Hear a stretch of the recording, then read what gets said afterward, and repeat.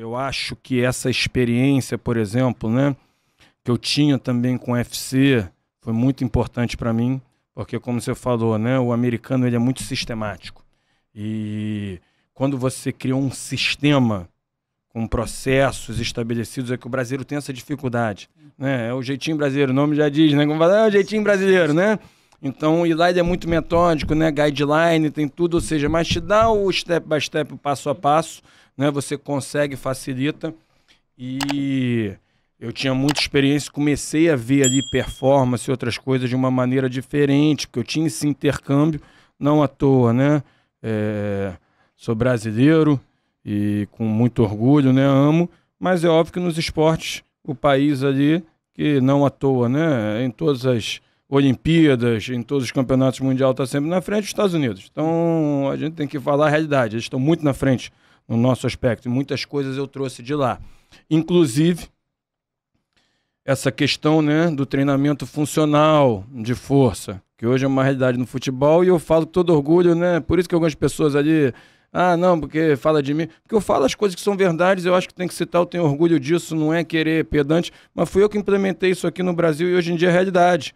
Eu tive dificuldade, inclusive, com o Daniel, né, porque a gente tinha uma academia. Antes, por exemplo, né, quando entrei no futebol, o trabalho de força era muito ali subvalorizado, quase ninguém fazia. Depois começou a fazer em máquina e eu falei, cara, é exatamente o inverso, porque a máquina isola um músculo e não se preocupa em nada com o movimento e com os outros estabilizadores. Eu falei, pô, e a ação no campo é completamente diferente. E aí a gente tinha uma academia, né? Lá, me lembro como se fosse hoje, você pode perguntar isso depois pro Daniel, isso em 2016. Eu falando, Daniel, né? Eu como coordenador, mas eu dou autonomia, né, para as pessoas, tanto é se eu convidei, porque eu confio, né? E deixa, eu falei, Daniel, cara, vamos botar esse... Eu poderia impor, né? Mas eu sempre preferi ser líder do que chefe, né? Então, mostrando para ele, né, o que eu via, a minha experiência, que eu não achava que aquilo e tal. Vamos para o trabalho mais funcional e tal. Aí todo dia, chegava lá de manhã, falei, tira esse aparelho, tira esse aqui, Daniel, tava lá as mesmas coisas. Aí eu falava, Daniel, pô, falei contigo, não, só esse aqui, porque o jogador gosta de fazer membro superior. Eu falei, jogador de futebol, membro superior, que ele tem que estar menos preocupado. Se ele fizer barra, mesmo halter, peso livre, tudo ali é o suficiente, né? Hoje a gente sabe que a hipertrofia é um processo inflamatório, é RNA dependente, né? A sobrecarga mecânica é um dos estímulos, mas tem várias outras. 6 meses, né, eu nessa briga com ele. E ele sempre tinha uma desculpa, chegava lá, tava as mesmas coisas, né? Ia fazer o trabalho de força, a mesma coisa. Eu falava, Daniel, depois a gente conversou. Aí teve um dia, terminou o treino, e nessa época realmente, né, eu ficava lá de manhã até de noite, né, praticamente, para as coisas acontecerem, abri mão de muita coisa na minha vida. Chamei um caminhão, encostei lá, né, quando todo mundo foi embora, tirei todos os equipamentos, né, as máquinas, botei no caminhão, né, botei lá no nosso depósito, chegou no dia seguinte, os caras chegaram lá, não tinha nada. Aí eu falei, cara, eu tô há 6 meses, agora não tem como. Aí foi até um aprendizado para mim, que falei, agora não tem como, você vai trabalhar com o que tem, é isso, peso livre, né, que é o que a gente queria fazer, né, qualidade de movimento, trabalho funcional, tudo isso. E aí, é muito legal quando você trabalha com profissionais assim, né, como o Daniel, que é alto nível, e assim, para você ver que algumas coisas também ficam marcadas. Ele me falou um negócio, eu acho isso muito importante, né, porque a gente erra, a gente tem conceitos, mas o mais importante é você reconhecer, né, que eu digo, isso aí é a mola do crescimento. E a gente em 2016, né, foi o clube ali que teve menos lesão, então a gente vinha ali de um... antes de eu assumir, né, tipo, o calcanhar de Aquiles do clube era o departamento médico, né, que era caótico, não, né, e a gente conseguiu mudar isso tudo, né, e fizemos uma temporada, né, fomos vice-campeão brasileiro e tudo, performamos, porque as pessoas aqui no Brasil, né, só se lembram, né, do campeão, mas o cara que foi o vice, ou seja, chegou muito próximo, ou seja, performou, né, não foi o vencedor, mas performou. E a gente não teve praticamente lesão, chegou no fim do ano e falou, cara, tenho que reconhecer. Ele falou, nunca, né?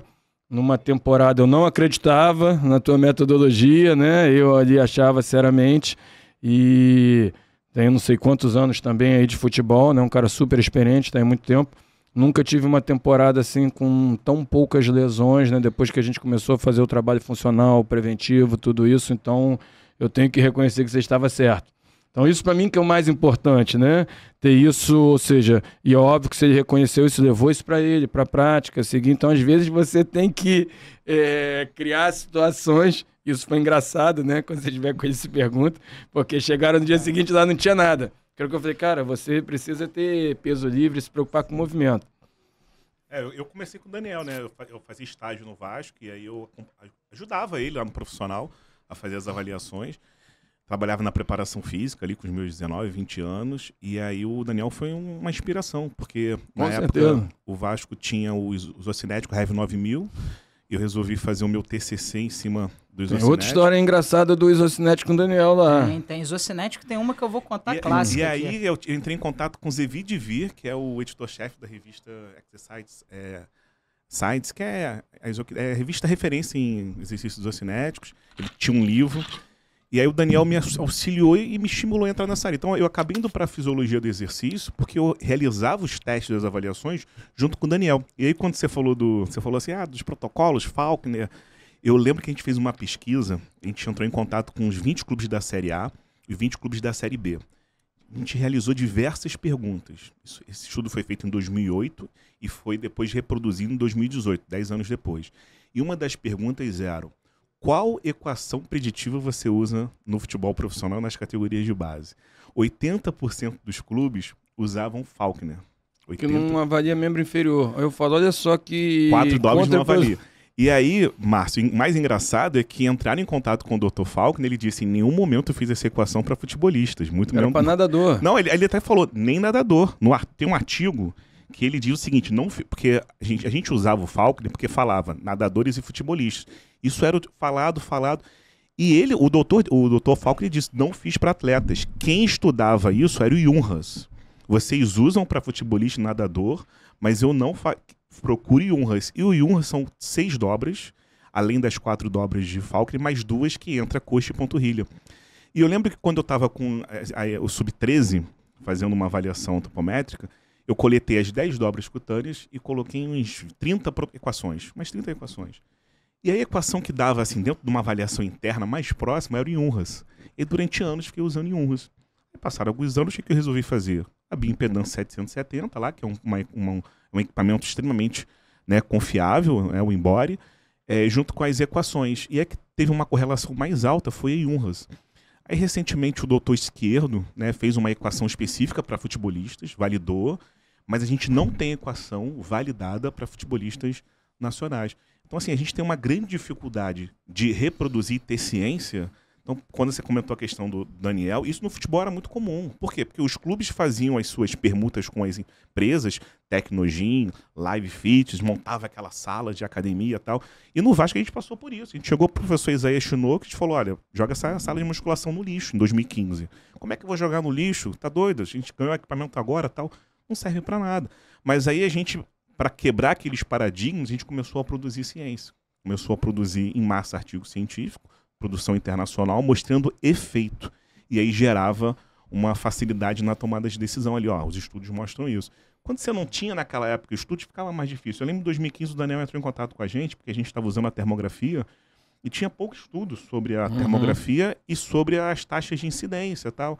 Naquela época a gente começou a produzir alguns estudos. Ele era fisiologista, né? Conheceu isso comigo lá, né? Como outras coisas, né? Não, e aí se você for colocar a relação de equipamento hoje, de estrutura, hoje o Flamengo, em termos de metodologia, de estrutura, de tecnologia, está muito na frente dos outros clubes, né? Se você for elencar os equipamentos que são diferenciados aí no mercado da medicina esportiva, você tem equipamentos que as pessoas nunca ouviram falar, até da nossa área, que o Flamengo hoje utiliza como de forma pioneira.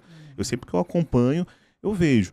E isso traz resultado, né? Então, assim, além de você ter ali a ciência, saber interpretar os resultados, saber ver se eles são confiáveis, se eles são... Isso é o grande desafio hoje do profissional, né, Tamuri?